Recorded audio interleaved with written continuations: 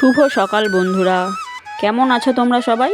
আশা করছি সবাই খুব ভালো আছো আর আমরাও ভীষণ ভালো আছি। তো আজকে হলো বৃহস্পতিবারের পুজো দিতে দেখো সকাল সকালই বসে পড়েছি। সকালবেলা স্নান টান সেরে মোটামুটি কাজকর্ম করে এবার বসেছি পুজো দিতে। তো দেখো বৃহস্পতিবারের পুজো আমি কিভাবে দিই সেটাই তোমাদের সঙ্গে আজকে শেয়ার করব। তো ফার্স্টেই দেখো আমি চাল ধুয়ে নিয়েছি। এই গোবিন্দভোগ চাল দিয়ে আমরা নৈবেদ্য করি। আর তারপর শিব ঠাকুরকে সেবা করছি, শিব ঠাকুরকে স্নান করিয়ে নিচ্ছি। তারপরে সব ঠাকুরকে মুছিয়ে পরিষ্কার করে চন্দন বেটে সব কিছু করব। তো আস্তে আস্তে দেখো পরপর আমি কী করি। তো ভগবান আমাদের কাছে কিন্তু আশেপাশেই রয়েছে। ভগবান আমাদের সকলকে সবসময় দেখছে, খেয়াল রাখছে যে আমরা তাকে কিভাবে কি যত্ন করি, আমরা মানুষের প্রতি কিভাবে যত্নশীল হই, মানুষকে কতটা ভালোবাসছি, সেই হিসাবেই ভগবান কিন্তু আমাদের সবটা ফেরত দেয়।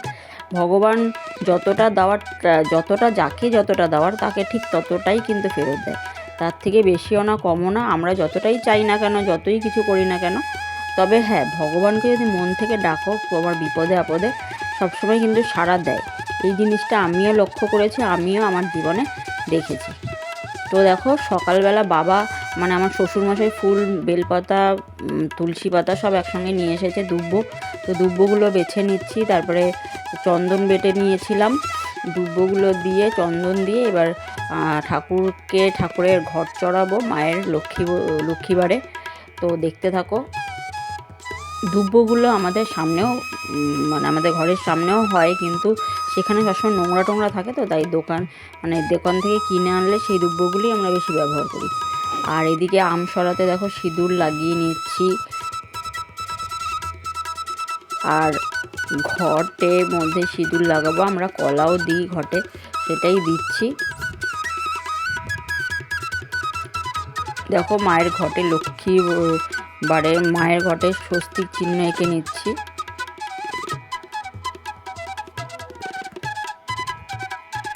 তো যাই হোক, পুজো আচ্ছা করবো, করে টোরে তারপরে বাকি কাজ করব। আজকে সকালই পুজো দিতে বসেছি। আজকে সকালটা কিন্তু অনেকটা সুন্দর ছিল, কারণ সকাল থেকেই রোদ ছিল না, একটুও মেঘলা করে রয়েছে, গরমও নেই, বৃষ্টিও নেই, বেশ একটা সুন্দর ওয়েদার। আর এই ওয়েদারে কাজকর্ম করতে কিন্তু খুবই ভালো লাগে। তো এইদিকে দেখো আমি ঘটও বসিয়ে নিলাম। এবার মা লক্ষ্মী আর নারায়ণ ঠাকুরকে মালা চড়িয়ে দিচ্ছি। আমাদের ঠাকুর কিন্তু বেশ অনেক ধরনের ঠাকুর রয়েছে আমাদের, কারণ আমার শ্বশুরমশাই এইগুলো স্থাপন করেছেন। যখন তারা বাড়ি করেছিলেন তখনই ঠাকুরের জায়গা করে ঠাকুর স্থাপন করেছেন, বেশ কয়েক বছর হয়ে গেল। তো আমাদের বাড়িটা মোটামুটি 10-12 বছর হয়েছে, আমার শ্বশুরবাড়ি। আর আমি এসেছি এ বাড়িতে 6 বছর। তো 6 বছর আর 10 বছর, অনেকগুলো বছর।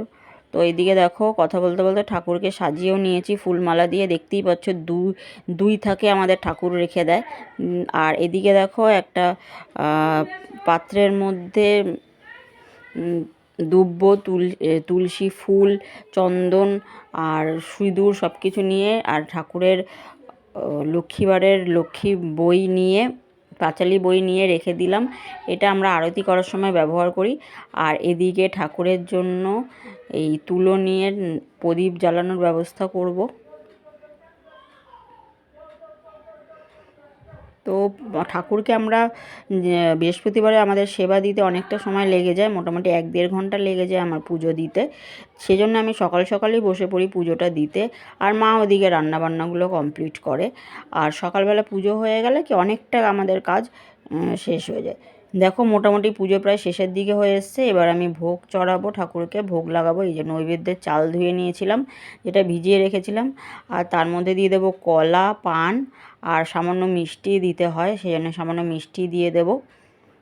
আর পানটাকে খিলি করে দেব। আমি খুব একটা ভালো খিলি করতে পারি না, তাই জন্য যেভাবে পারি ঠিক সেভাবেই দিই বা দেওয়ার চেষ্টা করি। আর এদিকে বাবা নিয়ে এসেছে ঠাকুরের জন্য মিষ্টি, সেই মিষ্টি ভোগ দিচ্ছি।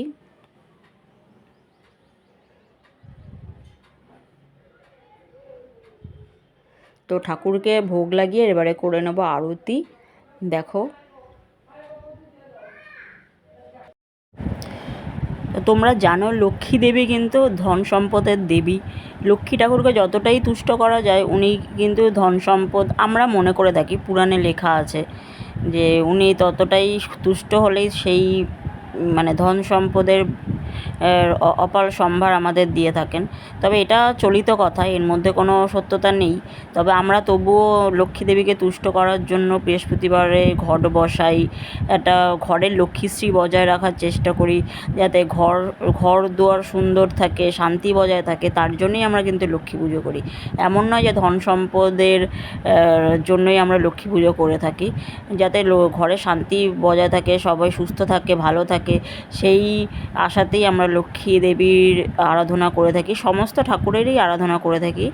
আর ঠাকুর কিন্তু বা ভগবান কিন্তু আমাদের শুধু ধন সম্পদের জন্য দেয় না, তারা আমাদের আশীর্বাদ করে আমাদের জীবনে চলার পথে, যাতে আমাদের একটু বাধা না আসে, আমরা সেই বাধা আসলেও সেটাকে যাতে ঠিকমতো পেরিয়ে চলতে পারি, সেই আশীর্বাদই আমাদের করে থাকে। তো এদিকে দেখো হয়ে গেল আমাদের পুজো দেওয়া, এবার আরতি করলাম। আর আরতি করা হয়ে গেছে, এবার ঠাকুরের সামনে ভোগ নিবেদনও করা হয়ে গেছে। এবার একটু পাঁচালিটা পরবো, পরে নিয়ে তারপরেই আজকে আমার পুজো পদ্ধতি শেষ করলাম। তো মোটামুটি 1-1.5 ঘন্টা তো সময় লেগেই গেল। তো কেমন লাগলো